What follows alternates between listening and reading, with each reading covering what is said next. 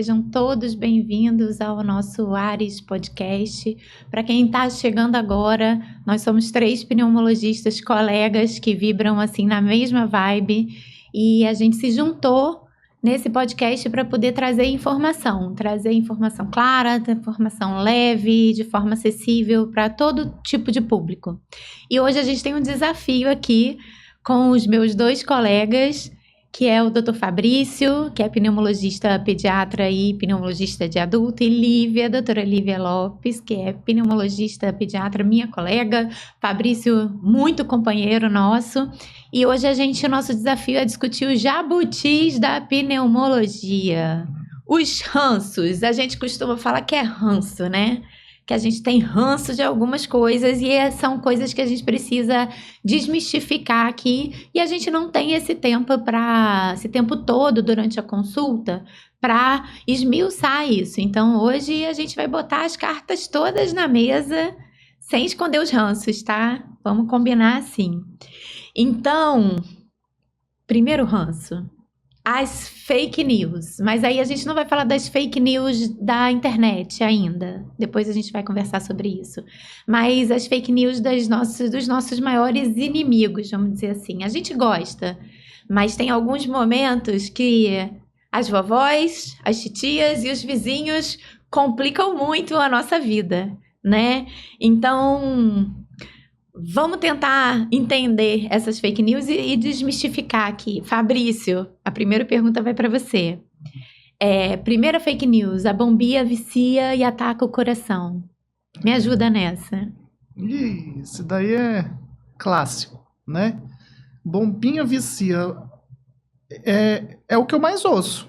A maioria dos pacientes eles chegam com essa conversa. Ai, doutor, não vou ficar usando essa bombinha não, porque vai viciar. Que, logicamente, a ideia de vício para eles é que quando ele percebe alguém usando, essa pessoa está usando várias vezes, então está viciado, né? Principalmente aquele asmático não controlado, então realmente ele está toda hora no salbutamol, por exemplo, está usando toda hora, então só pode ser vício, né? Mas na verdade ele é uma necessidade, ele está usando por necessidade, né? Para conseguir alívio daqueles sintomas. E as medicações compostas dos dispositivos inalatórios, sendo os broncodilatadores, sendo os corticoides, eles não têm nenhuma substância ali que faz com que o corpo vicie nessa substância. Ele não gera mecanismo de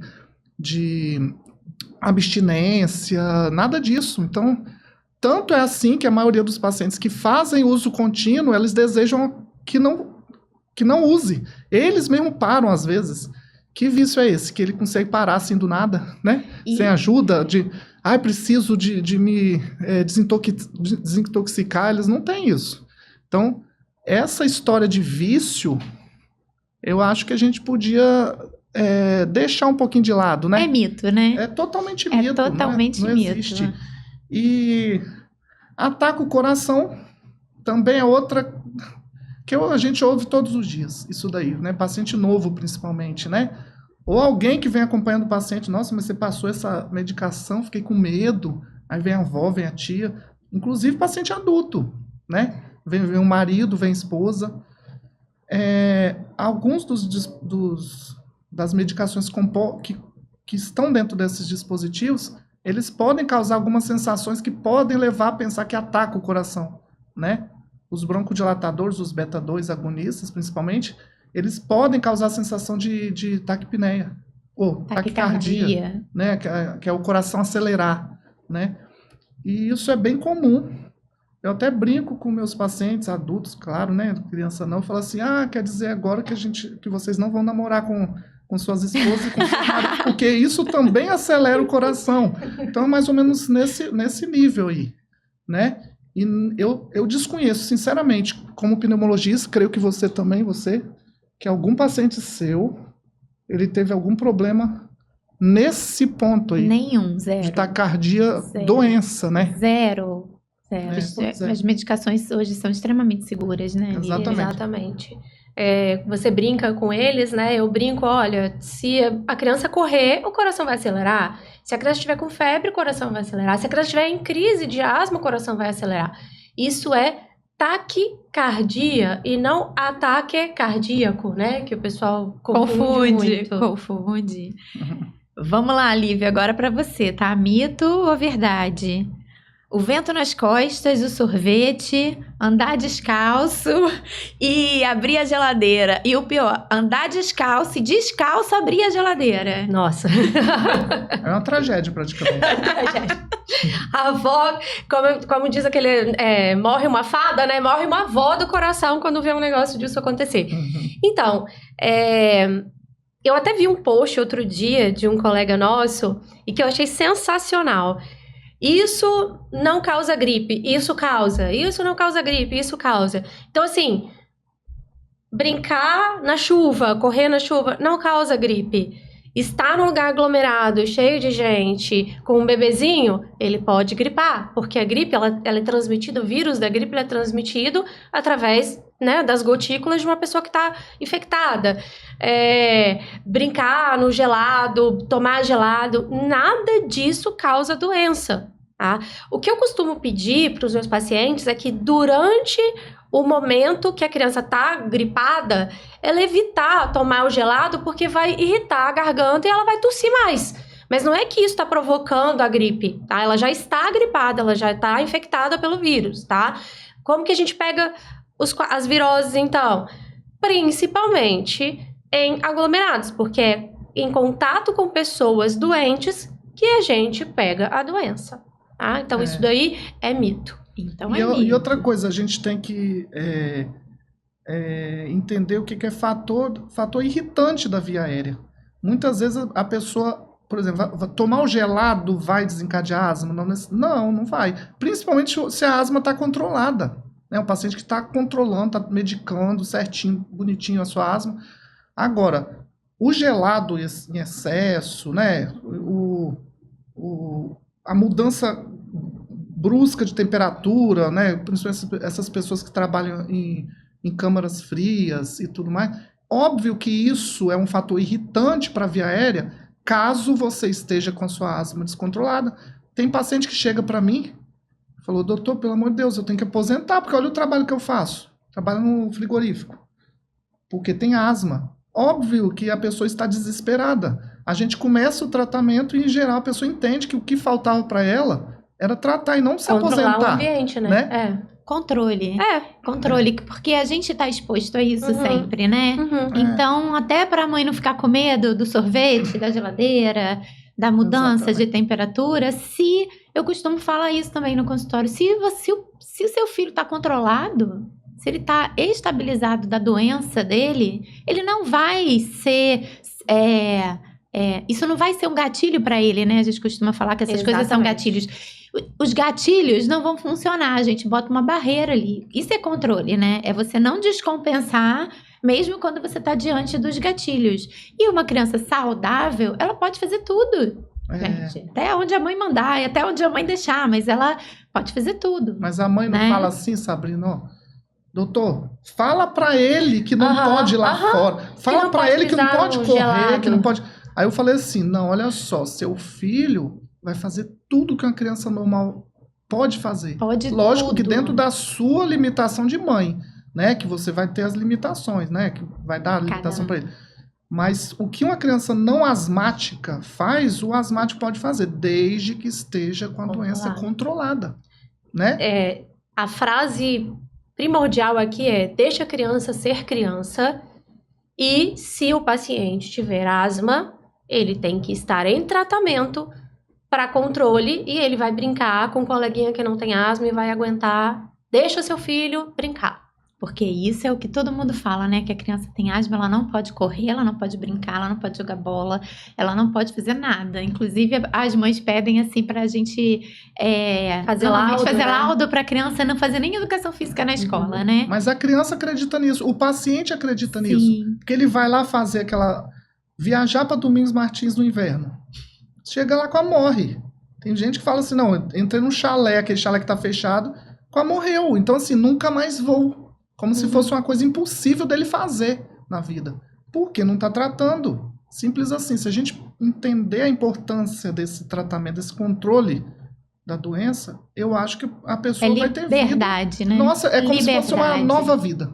Olha como isso limita, né? Você falou de liberdade, isso limita a criança, né? Ela vai crescer jogando videogame, brincando mais sentadinha, aí vai engordar, e daí a pouco vem outras comorbidades associadas a isso, né? Agora eu vou entrar em outro ramo, outra coisa. Qual o próximo ranço? O próximo ranço é o Vic, Fabrício. Essa eu vou deixar para você.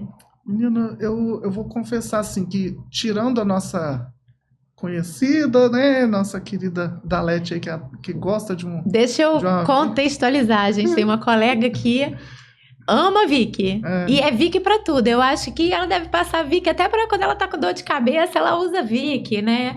Mas vamos falar sobre essa substância, né? Eu não tenho muitos pacientes que utilizam esse tipo de medicação. Esse não. Agora, tem cada medicação, depois a gente pode até falar, que eles utilizam para controle de asma, aquelas medicações fitoterápicas que não tem comprovação científica, né? Os antihistamínicos, tem antihistamínico que tem asma no nome. Não vou nem falar, né? O paciente jura de pé junto que faz diferença para ele. Antihistamínico, né? Então, antihistamínico é o que o pessoal chama de antialérgico, né? O antialérgico, antihistamínico. E assim, não faz efeito, né? Eu queria falar isso porque é muito comum as mães comprarem essa substância e passa no pé, né? Passa na sola do pé. Passa no peito. Uma informação séria, né? O paciente que tem asma, ele não pode fazer uso dessa medicação, porque esse medicamento ele tem mentol, e outras substâncias que são irritantes brônquicos. Se a gente usa isso num paciente com asma, principalmente naquele que não está controlado, aí acabou, gente. A criança vai entrar em crise. É um gatilho, né? É um dos gatilhos. Então, a gente tem um arsenal terapêutico para usar para muitos sintomas e muitas doenças. A gente só precisa achar qual que é o melhor e o mais correto, o mais assertivo, né? Para aquele momento. A propaganda do Vic, que a mãe passava assim. E o menino eu lembro quando eu era criança. O menino respirava. E fazia assim... E aquele ambiente lindo, maravilhoso, que dava até vontade de estar naquele quarto e o paciente respirando bem, assim. É que, na verdade, o mentol, ele vai causar ali um descongestionamento momentâneo do nariz. Exatamente. E aí, depois, quando volta pior do que tava. E aí, aquilo vira uma bola de neve, né? Igual os descongestionantes, Exatamente. Né? Vamos pro próximo? Vamos. Mito. O xaropinho da tosse. Ai, que ranço. O ranço maior também é um dos ranços maiores. A gente vai ter que fazer um ranking, né? Esse é um ranço, assim, eu acho que na pneumologia esse tá lá em cima, né? É um dos que ganham. Se não é o que ganha, é um dos que ganham. Então, a gente fala muito que o asmático, o problema do asmático, a gente vai ter um podcast só pra gente falar de asma, tá, gente? O problema do asmático é a inflamação e o brônquio estreito, né? O ar não consegue passar ali. E o tratamento para aquilo é usar uma medicação que seja anti-inflamatória e broncodilatadora. Então, para tratar asma, a gente vai usar as medicações inalatórias que vão levar essa medicação lá para dentro do brônquio e vai causar aquela desinflamação e abrir aquele brônquio. Não existe xarope para fazer esse tipo de tratamento. A gente às vezes demora horas explicando, né, a fisiopatologia. Eu desenho, eu acredito que vocês também desenham o brônquio. Quando a gente termina de falar, a mãe, o pai fala assim, tá, mas não tem nenhum xaropinho para tosse? Nenhum. Não tem nenhum. A maioria dos pacientes que a gente trata é aquele sibilante, é aquele asmático. Para cada tipo de doença tem um tipo de tratamento, tá? Você sabe por que isso? Que acontece? Eu já entendi. Para cada tipo de tosse, você pensa numa doença diferente. Exatamente. E as mães acham que, assim, eu vou dar um remédio milagroso, que é esse que vai resolver todo tipo de tosse. Mas, por exemplo, ela falou assim, mesmo depois de você ter explicado qual é a medicação inalatória, a pessoa fala, mas nem um xaropinho, porque na cabeça da maioria dos pacientes, medicação inalatória não é presta pra remédio. nada. Não é remédio. Porque várias vezes eu tô passando, faço o tratamento com medicações inalatórias Medicação excepcionais. inalatória são os sprays, os dispositivos. As bombinhas aí que o pessoal chama, ou os outros dispositivos parecidos. E ela fala assim, tá, mas eu não vou tratar? Tipo assim, como se aquela Não vai passar nenhum medicação... remédio. É a negligência da nossa especialidade, do nosso pulmão. A nossa especialidade, ela tem uma grande vantagem em relação a quase todas as outras. A gente consegue acessar os nossos órgãos sem que a gente precise tomar remédio. Então, a chance de efeitos colaterais das nossas medicações, elas são muito menores do que uma medicação, por exemplo, para cardiologia. Sistêmica, que você tem que tomar e o corpo tem que Como é que você vai metabolizar, colocar levar aquilo. Como é que você vai colocar um remédio direto no coração? Agora eu consigo colocar direto no brônquio, através da inalação. Então, isso é uma grande vantagem. E a dose, que se eu tomasse aquele dispositivo, tinha que ser uma dose cavalar, eu faço doses minúsculas para fazer o mesmo efeito. Para chegar exatamente aonde no tem sítio, que agir. né? Mas isso é, eu entendo, e isso é cultural, né? Assim, a gente vem de uma jornada aí de que tudo era remédio oral, né? E quanto mais a medicina se especializa, ela mais em loco ela fica, né? Mais ela vai buscar a causa exata do problema. E o pulmão, isso é uma vantagem extrema. Só que as pessoas realmente não compreendem que...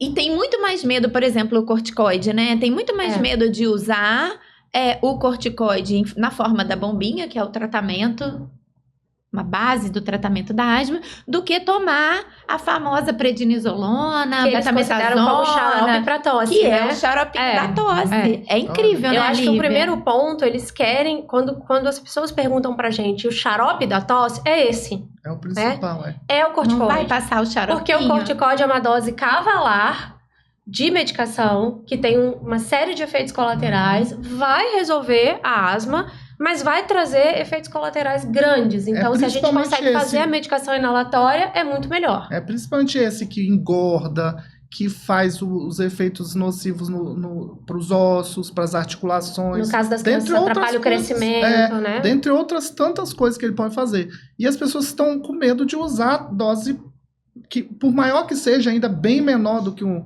corticoide oral. Muito menor, né? Incrível. Muito menor. Não tem... Eu concordo com vocês. Isso é um dos mitos que acho que é o mais difícil da gente fazer a família entender e o paciente entender, que ele não pode ficar fazendo ciclos de corticoide, vários durante o ano. E eles acham normal. Não, doutora, esse ano eu só usei 5 vezes. E aí, a cada 2 meses, e aí a gente fala assim, nossa, mas é muita coisa. Porque os ciclos de corticoide são cumulativos, né? Já tem trabalho mostrando que de 2 a 3 ciclos por ano já vai dar consequências nocivas a médio e longo prazo. Na criança, 2 ciclos em 7 anos existe um impacto ósseo. 2 ciclos em 7 anos, gente. Isso é muito pouco. É absurdo, né? E falando dos xaropes expectorantes, né? Esses xaropes, eles fazem o contrário, eles aumentam a produção de muco, eles estimulam a movimentação dos cílios, eles pioram a tosse. Então, cuidado no uso do xarope. Primeiro, que xarope expectorante piora a tosse, aí quando a gente chega lá e vê que o paciente está usando há um tempão e está com tosse, a gente tira a criança, melhora. Segundo, o uso do corticoide, tá? Eu penso assim, que se alguém perceber que tem demanda para vender, sei lá, fezes enlatadas, alguém vai enlatar fezes, entendeu? Começou.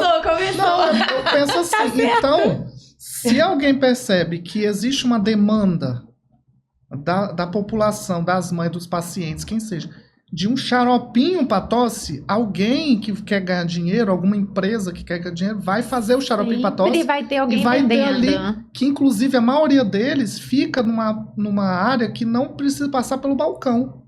Então a mãe vai lá, chega, já sabe qual que é o xarope, pega ali esses aí, tirando o corticóide que tem que passar, mas os outros estão ali disponíveis. E já bota dentro da cestinha, leva lá pro caixa e ninguém ficou nem sabendo que comprou. Então assim, óbvio que se você a gente vive num país capitalista, que se tem quem queira comprar, tem quem queira vender. Então vai ter essa demanda simplesmente por falta de informação, que aquilo ali não vai ser eficaz. Às vezes até vai causar Piorar. malefícios. Por isso que buscar a informação correta e buscar o seu especialista e ter um acolhimento também do médico, o médico também tem que te acolher para fazer você entender e compreender isso. Porque se o médico também se mantém distante do paciente, da família, a família não vai entender, não vai compreender isso nunca, se ele não tirar um tempo também para explicar isso. Aí, só um pouquinho, é porque esse tema, ele dá... Ele dói, né? Ele dói tanto, que eu acho que esse a gente É. precisa ter um pouquinho ele mais de dói. tempo. Vocês sabiam que o Brasil é um dos únicos países que você compra o corticoide em forma de xarope, né? Sem receita? Todos os outros países, para o paciente comprar o corticoide, ele tem que ter a receita médica, assim como antibiótico, como medicação tarja preta, que a gente tem aqui. Só no Brasil, você chega ali no balcão, você pede e compra. É um dos poucos países, isso é assustador, né? Mas isso acontecia com antibiótico também antes de uns 20 anos Sim, pra cá, 15 anos pra cá. Sim, mudou. Que mudou. Por que a gente não faz isso também com corticoide? É um fato importante, porque quando a gente viaja, a gente vai para congresso, para curso fora, né? E aí a gente conversa com os colegas que vivem na Europa, nos Estados Unidos, eles ficam abismados. A gente fala assim, não, mas o meu paciente, ele faz tantos ciclos de corticoide por ano. Ele, mas como que ele tem acesso? A gente fala, eles compram livremente, não precisa de receita. E aí eles abrem os olhos, assim, né? Falam, nossa, não precisa de receita para comprar corticoide? E a gente fica assim, não precisa, no Brasil não tem isso, não. Mas chega no meu consultório, receitinhas de não sei quantos medicamentos que vêm do pronto-socorro, do pronto atendimento, seja no atendimento pediátrico ou de adulto, com prednisolona e aquele outro associado lá com o D no final. Os dois juntos. Né, junto, na mesma receita, e lá em cima, amoxicilina com clavulanato e azitromicina. Na mesma receita, 2 corticoides e 2 antibióticos. Ou seja, ele teve acesso via receita. Então, assim, além da gente brecar através da necessidade da receita, eu acho que a gente tem que conscientizar os colegas que estão Esse é o próximo geral. ranço. É o próximo ranço. Aí vem muito sobre o que a gente tem conversado aqui, já conversou no episódio anterior, sobre o conhecimento médico, né? De que o médico precisa se manter atualizado. E é muito fácil, mais fácil você prescrever. O corticoide, realmente, ele é muito potente, ele é um anti-inflamatório maravilhoso. Ele, se você tomar um corticoide, vai resolver a maioria dos seus problemas. Qualquer sintoma que você tiver, ele provavelmente vai amenizar. Mas ele não é para ser usado assim. É igual a gente costuma falar, né? Gente, eu sou velha, então eu falo jogar uma bomba para matar uma barata. Precisa de cuidado justamente por conta dos efeitos colaterais. E nem tudo se resolve com corticoide. Mas para alcançar o controle, 5, 7 dias não resolve. Canso de ver paciente chegar no consultório que tomou ciclos de corticoide. Tomou 3 dias, 4 dias, 5 dias, depois repetiu. E vai acumulando. Porque obviamente não foi suficiente. A gente deixa bem claro que quando tá sintomático, a gente não vai ter não é tão simples assim. Tá 3 meses tossindo. 5 dias resolve? Entendeu? Às vezes resolve, mas nem sempre. Então, aquele tempinho que usou corticoide oral não vai ser suficiente. Assim como provavelmente nem o inalado. Só que o inalado a gente pode usar muito mais do que 5, 7 dias. E o outro não. Quer dizer, não devia nem usar aqueles 5, 7 dias. Até porque a inflamação no adulto, ela é ainda pior, né? Ela é muito pior. Vem anos e anos Exatamente. acontecendo. A inflamação, quando a gente está falando especificamente da asma, né? Ela começa a acontecer na criança. E ela vem de anos e anos e anos. Então, para você tirar esse sintoma é muito mais difícil. Na criança, a gente vê até, né, com 3, 4, 5 dias, a gente já vê uma certa resposta. E isso, na cabeça daquela mãe que quer trabalhar, que precisa trabalhar, que precisa dormir bem, aquela criança que precisa ir para a escola, ela precisa de resolver o negócio o mais rápido possível, né? Então, ela quer uma Milagre. fórmula... Exatamente. É isso aí. E não é bem assim que funciona, né? Vamos para o próximo ranço. Quando o nosso paciente, então, chega no nosso consultório com aquelas receitas mirabolantes, fora as 1000 receitas de corticoide, tem nebulização com soro fisiológico, que vai resolver todos os problemas. Vai, Fabrício. Vai.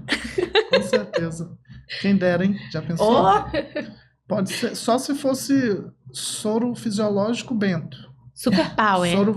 Água benta? Água Talvez. benta. Mas acho que soro fisiológico não vai resolver nada, né?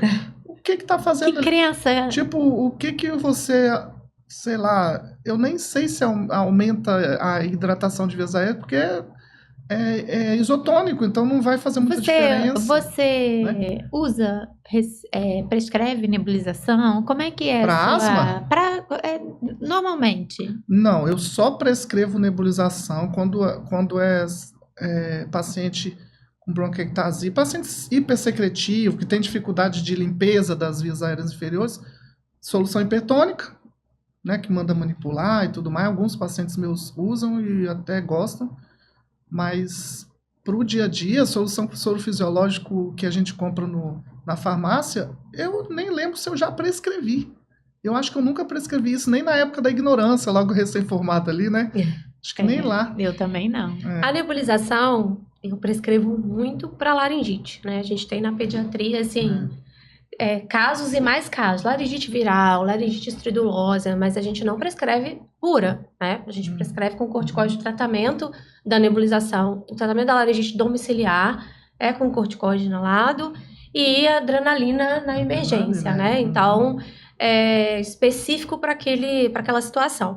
Eu brinco muito que às vezes a mãe fala assim, eu tô nebulizando, é para acalmar o coração dela, né? Porque não tá fazendo nada. E às vezes até a criança chora e entope mais o nariz, porque ela fica ali 10 minutos nebulizando, entope o nariz, a criança chorando, fica de saco cheio e piora a obstrução nasal. A criança, né? E sobre a solução salina, a gente, né, paciente adulto, ele tem né, os adultos com bronquiectasias e tudo mais, a gente tem poucas crianças com bronquiectasia e a gente só tem que tomar um cuidado, né, que a salina, ela pode provocar broncoespasmo.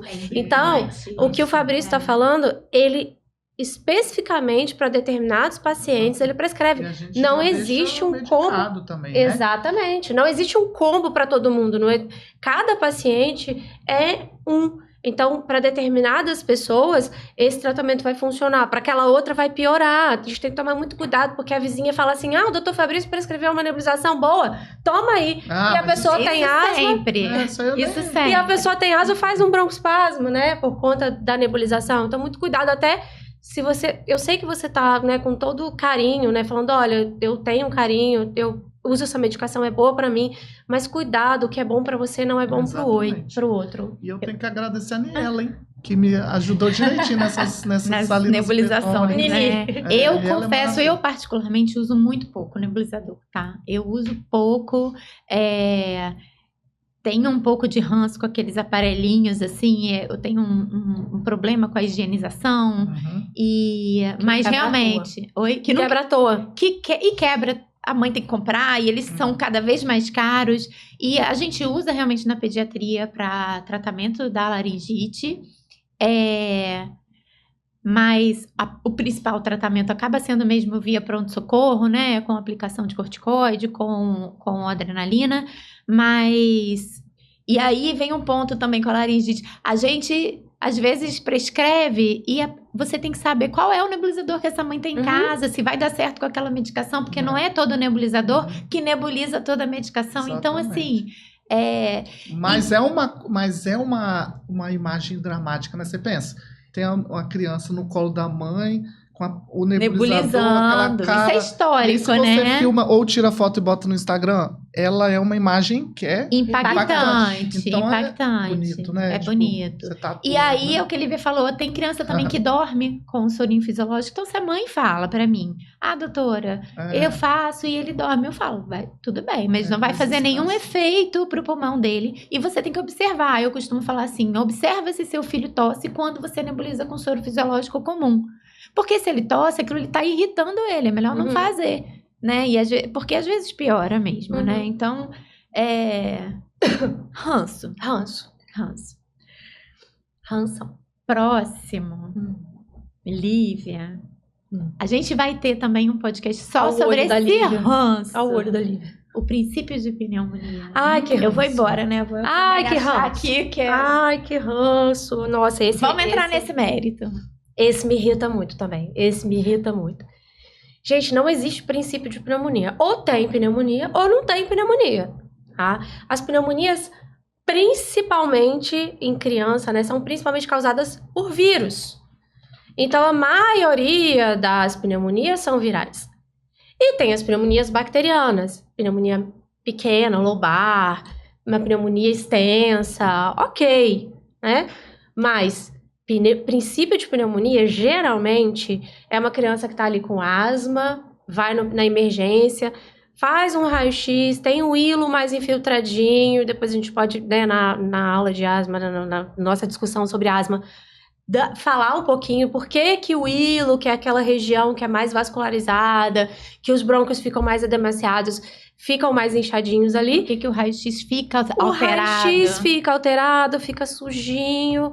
E aí é mais confortável falar que tá com princípio de pneumonia, passar antibiótico, mandar aquela mãe embora. Aí a criança chega pra gente com 5 princípios de pneumonia, uma história de 5 princípios de pneumonia, que você vai ver o raio-x, não tem nada, não tem absolutamente nada. Mas existe sim princípio de pneumonia. Sabe como? Você tá lá com lá vem da cabeça. Toma. Mas vai estar lá sua gripe, sei lá, sua infecção de vias superiores por contiguidade. Em geral é assim, né? Por contiguidade.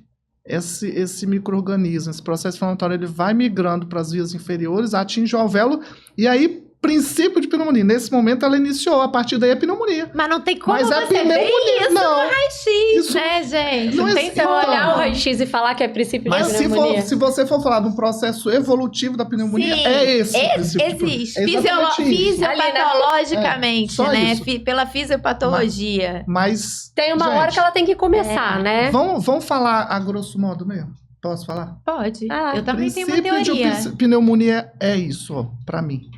Eu não sei o que está acontecendo, então eu vou falar que tem um negocinho aqui, passo um remédio, inclusive uma bombinha, quem sabe, né? Bota qualquer um antibiótico, coisa. uma bombinha, um xarope, não sei o quê, e alguma coisa vai fazer efeito. Então, olha, tem um princípiozinho de pneumonia aqui, e tem um chiadinho ali, vão juntar tudo, fazer um bolo, uma torta. Logicamente tem que ter uma receita gigante, porque não faz 7 itens. Bolo sem aquele montoeiro de troços junto. Até uma medicação para imunidade também, né?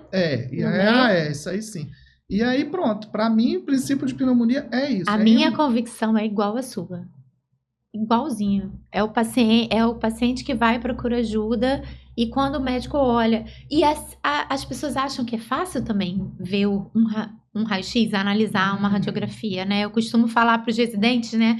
Peça a radiografia se você souber analisar. Se você não souber analisar, é melhor você juntar todo o quebra-cabeça. Qualquer exame. Junta o quebra-cabeça clínico ali do seu exame físico e vai embora. Porque você pede um ele exame. vai te atrapalhar se você não souber analisar. Você né? pede um exame desse, um hemograma de um paciente que está tossindo há alguns dias, que já medicou e tudo mais. Aí vem com 25 mil leucócitos, com 89% de segmentado. Isso é uma infecção ou é porque usou corticoide e fez aumento de leucócito pela corticoterapia? Então, assim, se você não sabe disso, aquele exame é péssimo para você. Se você não sabe interpretar. Você tem que antecipar o que vai vir. Exame para solicitar e falar assim, o que eu espero desse exame? O que eu espero que ele me fale? Né? Eu nunca vou pedir um eletroencefalograma. Eu não sei ver. Na maioria das vezes o exame pode te atrapalhar. Então, assim, uma boa anamnese, um bom exame físico, ele já te diz o que você vai fazer. E um bom tempo para você explicar para essa família o que está acontecendo, né? Eu sei que hoje em dia, assim, as emergências estão sempre muito cheias, as pessoas não conseguem acesso ao médico assistente tão fácil, não é todo mundo que consegue. Então, vai à emergência, o médico não tem o tempo hábil para explicar, vai ali fazer um raio-x, enquanto isso já está vendo 2, 3 pacientes. Mas é importante porque a gente evita a iatrogenia, né? O paciente que chega para a gente, que já tomou 5 ciclos de antibiótico, 4 ciclos de corticoide, bombinha sem saber o que está sentindo, né? Sem saber o que está tratando. Isso é uma heterogenia, né? A gente precisa evitar que isso aconteça. Mas também eu tenho visto um movimento contrário. Eu tenho visto que a gente tem criticado tanto o princípio de pneumonia que tem chegado raios-x alterados, tendo a imagem e o médico do pronto-socorro disse que não tinha. Tem chegado isso pra gente. Então, a pessoa tem que ter um tempo pra olhar, Até ter um analisar, tempo pra as pernas. escutar, tá na dúvida, tem um colega, me ajuda aqui. Tem sempre o colega do plantão, né? Olha pra mim, me ajuda. Ou então assim, não, tudo bem, eu tô achando que tem uma pneumonia aqui, mas eu vou começar o tratamento, mas leva pro seu médico, né, pro especialista. E aí eu tenho muito paciente que vai no pronto-socorro, às vezes um ex-residente meu, né, tá lá atendendo. Fala, olha, eu vou começar esse tratamento aqui, mas conversa com a doutora Lívia, vê se ela concorda. Então, isso é legal, né? Não é você... porque hoje em dia, às vezes as pessoas têm até Um receio, um receio de falar assim, porque eu sou... Não é questão de trocar ideia mesmo. A gente que tá aqui é mais fácil pra gente. A gente lida com isso todo dia, Quantas vezes né? a gente fala pro paciente, eu não sei o que é. Mas a gente vai descobrir junto. Dá tempo da gente caminhar e descobrir. Agora, eu só para fechar esse ponto do raio-x, acho que tem 3 coisas. Primeiro, quando o paciente chega pra gente com essa história de múltiplas pneumonias e múltiplos princípios de pneumonia, é duro porque a gente tem que desfazer aquele caminho todo, porque ele chegou lá e com a mãe com certeza que a criança teve 20 pneumonias. E aí eu brinco sempre com a Lívia, eu falo, a gente fica provando o tempo todo, tentando provar que a gente não é louca.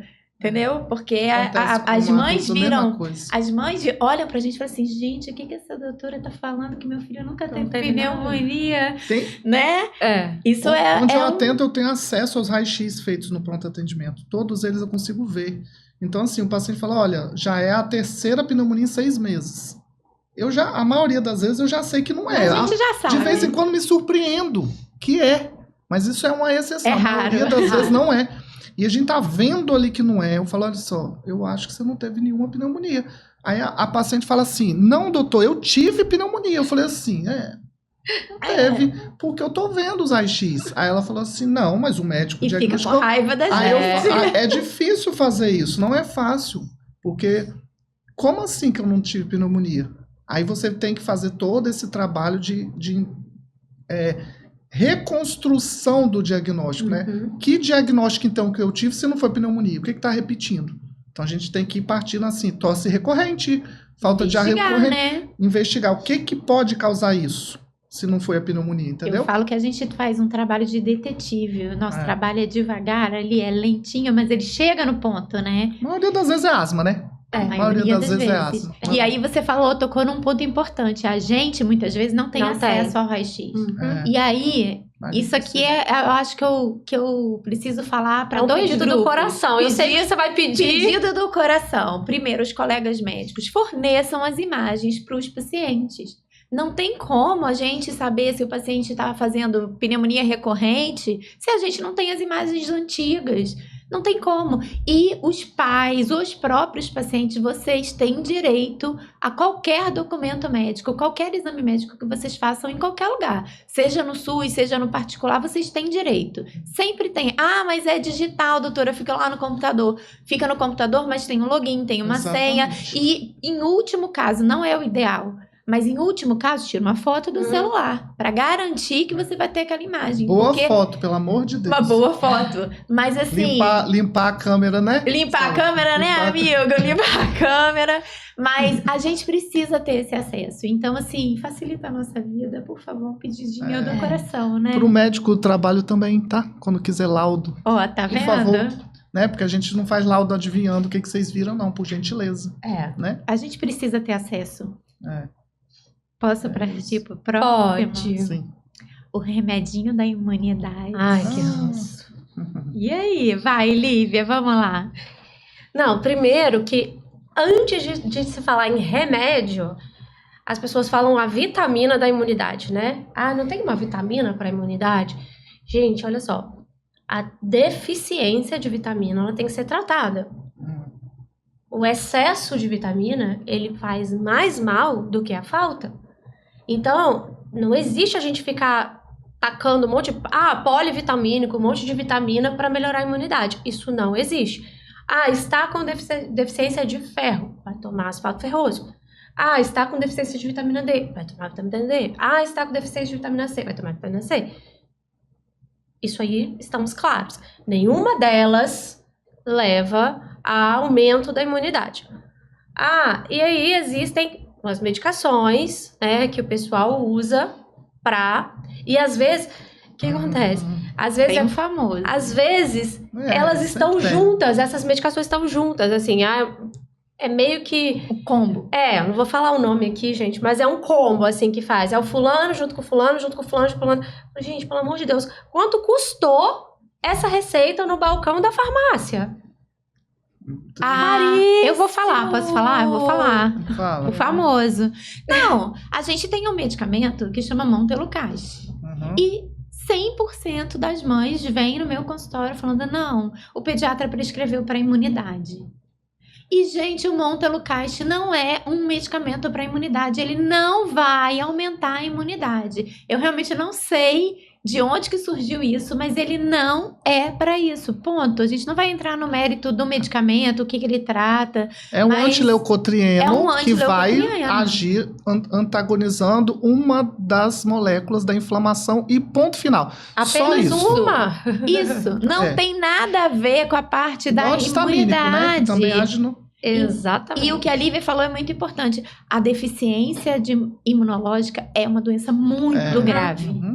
Muito, muito, muito grave. O paciente, a história que a mãe conta, que o paciente conta, é uma história diferente da história do paciente com asma, do paciente. É uma história que o paciente interno, toda vez que faz uma infecção, ele faz infecções supurativas, ele faz, na maioria das vezes, né? Óbvio que na medicina paciente não gripa existe simples, exceção. igual os outros, né? Ele não gripa, ele complica. Né? Ele infecta, ele faz meningite. É o paciente mais complicado. E se o paciente tem uma deficiência da imunidade mesmo, ele vai tratar, ele vai tomar imunoglobulina, ele vai tomar a medicação.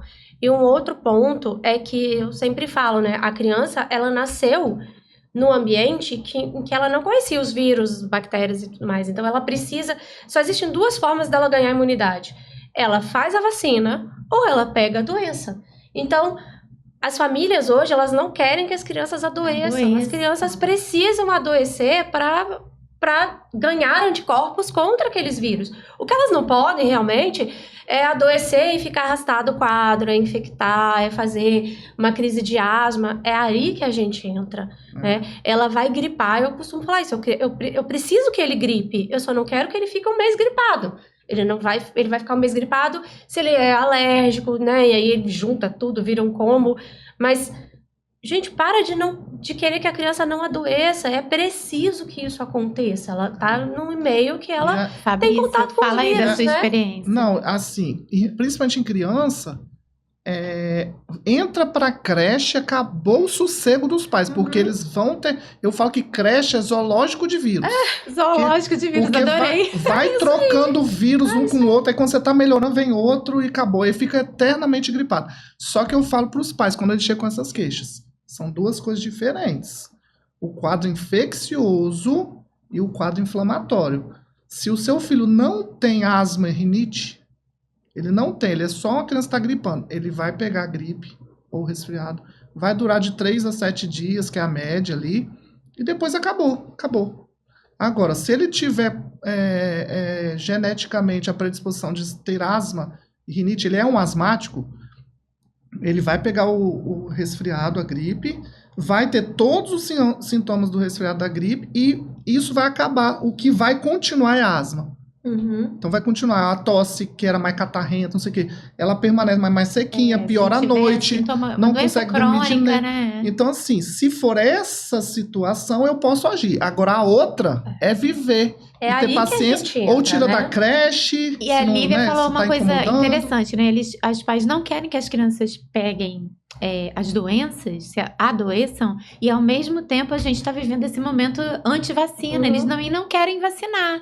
Então, assim, não tem como a criança ficar protegida, né? Sem vacina e sem entrar em contato com as outras crianças. Eu lembro de uma cena quando eu tive filho e quando eu coloquei o meu filho na creche, a sala da creche era lógico, porque eu tenho esse conhecimento, é um lugar aterrorizante para as mães, porque é tanta secreção, tanta meleca, tanta coisa, as crianças se lambendo, se beijando, se abraçando, trocando chupeta, trocando brinquedo. é o caos. Mas as crianças saudáveis, elas vão passar por isso muito bem, obrigada. E sem necessitar de medicação. Sim. Não existe um medicamento, né, para isso. Então, é uma fase difícil, acho que para os pais, essa fase dos 2, 3 primeiros anos, a criança realmente fica muito doente, mas ela sai muito bem dessas infecções sem precisar de muito suporte. Acho que é aí que está a diferença. Agora, essa questão de antivacina é importante, porque já existia uma coisa antiga, há muito tempo, né? Tinha... historicamente, tinha vacinas que chegaram a falar que estava dando autismo, a vacina, você lembra disso, né? Mas a Covid agravou isso? Claro. Muito. E, obviamente, que teve muita desinformação e tudo mais, mas a gente teve uma vacina que prejudicou bastante a gente nisso, porque uma vacina que, obviamente, nenhuma estava testada, e essa vacina, ela causou um excesso de embolia pulmonar, Sim. de eventos de de excesso de eventos trombóticos, e que isso daí, numa cabeça de uma pessoa que já tem resistência à vacina, aumenta mais ainda essa resistência. Então, eu acho que mais do que a gente ter movimento de isso eu estou falando para nós mesmo, não estou nem falando de governo, que eu não quero nem saber disso. É a gente, em vez da gente ficar impondo a vacina, falando, a gente tem que fazer um trabalho de conscientização de cada uma delas. Informação. Cada uma delas. Tipo assim, essa aqui eu já tenho experiência, como é que ela funciona. Explicar mesmo, gastar, qual é a vacina que você vai tomar? Então, foca nessa. Não vamos falar de forma geral, foca nessa. Porque ele pode ter resistência de uma lá, mas não é a que você está falando. Então, foca nessa e vai desmistificando de pouquinho em pouquinho. A gente consegue. Um grão. Mas dá muito trabalho. Dá, mas eu acho que não tem outro jeito. Eu acho que o médico hoje, ele tá desgastado com essa história da vacina. Sim. E muita gente deixou para lá. E é difícil você... Mas quando você obriga, sabe? Quando você tenta obrigar a pessoa a fazer uma coisa que ela não entende pra que fazer... Ela não vai fazer. Ela tem medo, ela desconhece. Como é que eu vou fazer? Então, eu não gosto de nada imposto. Sim. A não ser que seja uma coisa de última coisa. Até tratamento de tuberculose, que é da nossa área, eu não gosto dessa coisa. Mas é obrigatório, que tem que... Vamos trabalhar na conscientização. É muito mais fácil de você conversar. A gente que gosta de conversar é bom, né? Eu acho que a maioria que não gosta desse contato de conversar, direto, talvez não queira isso. Mas para mim é o essencial. Eu geralmente falo, olha, se você não souber por que você está usando isso, você não vai usar, né? Se você não souber para que serve a vacina, você não vai fazer. Se você não souber a importância de determinada medicação, você não vai usar. Então, é importante a gente explicar medicação por medicação. E tem o contrário também, né? A família... Voltando lá naquele assunto das medicações para a imunidade, a família quer tanto uma solução, porque a mãe precisa trabalhar, o pai precisa trabalhar, a criança precisa ir para a escola, que elas gastam, às vezes, o que não tem na farmácia, né? A receita frente e verso. O combo, ele fica tão gigante que, às vezes, a pessoa gasta ali, realmente, ela gasta o dinheiro que ela não tem para tentar fazer com que a criança adoeça menos, né? E a nossa medicação inalatória, tem muitas que dão na farmácia popular. E de graça. No postinho, de graça. E elas não usam a medicação inalatória e compram a medicação para a imunidade e deixam de fazer uma vacina que tem no posto, né, que é de graça, mas compram a medicação para a imunidade. Então, assim, são um pouco de valores que estão confusos aí na cabeça deles, né? É um caminho importante longo. A gente sentar e conversar e explicar mecanismo de ação. Tem algumas crianças que pode se beneficiar, assim, né, com determinadas medicações. Tem algumas medicações aí, não vou falar, uma ou outra, determinada criança, aquela criança que tá demais, que você já investigou tudo, né? Mas botar todo mundo no mesmo saco e tratar todo mundo junto não dá, né? Todo mundo e igual, essa não parte dá. de medicamento de graça, em breve vai ter o corticóide inalatório com broncodilatador de longa, inclusive na farmácia popular, tá pra sair. Se Deus quiser, eu queria que fosse ontem que sair. Nossa, meu sonho é não ter mais que preencher aquele papel lá. Nossa, vai ser um sonho na minha vida. Tomara. Mas eu preencho, tá? Pra vocês, faz favor de fazer. Agora um desafio. Eu vou pedir pra vocês escolherem um ranço. Tipo assim, esse aqui é o meu. Nossa, Eu vou falar um E que é uma coisa que eu preciso, isso é uma coisa que eu falo sempre. Não existe xarope para tosse. Existe uma medicação para uma doença que pode estar gerando uma determinada tosse por conta disso. Ora, não existe o xaropinho milagroso da tosse. Fabrício, fala. O meu maior ranço, pra mim, assim, disparado, não tem nada que compare a esse. É a não identificação da asma pelo coleguinha do pronto-socorro, porque esse paciente já está 3 meses, 6 meses, sei lá quanto tempo, indo de um por um, e ninguém fala que aquilo é asma. E olha que tá na cara aquele negócio. Mas não houve chiado. Aí tá esperando um chiado que não vai aparecer tão cedo, a não ser que você pegue naquele momento específico da sibilância. Não é em todo momento você vai ouvir sibilância. E por conta dessa ausência, você já viu que esse paciente já usou 53 antibióticos, toda a cartela de corticóide possível, inclusive antibiótico venoso e corticóide venoso. Mas tratamento para asma não aconteceu. E aí você chega, conversa, ouve, né, o paciente. A gente examina, nem precisa examinar nesses casos. Porque está muito claro só com conversa. Mas você vai lá, examina, e aí você passa o tratamento, porque ali ficou óbvio que é asma. Isso não estou falando de pneumologista, estou falando de médico, né? Médico. E aí o paciente retorna para fazer reavaliação e fala, nossa, doutor, os sintomas acabaram. Ele podia ter acabado desde o começo. E ele está nessa peregrinação há 3, 4, 5 meses, sei lá quanto. Esse é o meu maior ranço. Lívia. O meu maior ranço, disparado também, é o paciente suspender a medicação. Uhum. Por conta própria, quando ele tá bem, quando a gente conseguiu atingir o controle, ele tá ótimo. Eu suspendi para ver como ia ficar. Isso me dá uma vontade de socar. Piora, né? Piora, né? E o paciente piora. E aí ele nunca tá bem. E eu falo assim, poxa, a gente nadou, morreu na praia. Aí a gente volta a nadar e morrer na praia. Vai em ciclos, né? Aí usa 2, 3 meses, melhora e aí ele muito. tem coragem de dizer que é meu paciente. Eu falo, não fala que é meu paciente não, tá? É isso Não mesmo. fala mal, não fala de mim não. Porque você fala e vai pra emergência, todo descontrolado e fala, é paciente da doutora Lívia. E às vezes fala que até que foi a gente que mandou tirar, né? E você olha assim, deixa eu ler essa receita. Isso eu me dá... falar assim, eu tô Não, doida, você que eu tava doida. Uhum. Isso me dá um ranço. São vários eu falo pro paciente, né? assim, eu falo assim, aqui, eu vou ser seu pneumologista, vai ser eu. Vai. Então vamos fazer assim pra asma, eu mando, você obedece. Isso vai ser assim, tá bom? Podemos fazer esse acordo? Quando a gente decidir aqui que a medicação será tirada, ela vai ser tirada. Em momento nenhum outro. Pode ser?